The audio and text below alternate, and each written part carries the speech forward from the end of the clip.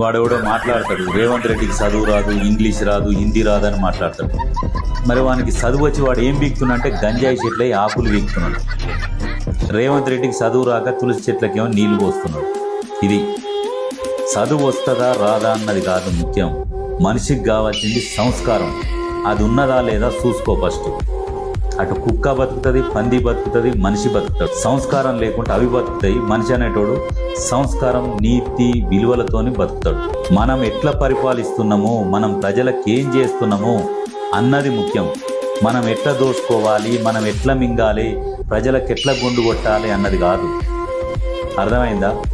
ఎవరినైనా కించపరిచే ముందు మనం ఏంది, మన సంస్కారం ఏంది, మన రీతి ఏంది, మన పద్ధతులు ఏంది, మనం పోయి ఏడవంతున్నాము, ఎవరితో వంతున్నాము, మనం ఎట్లా బదనామైనాం అనేది ఆలోచన చేస్తాం.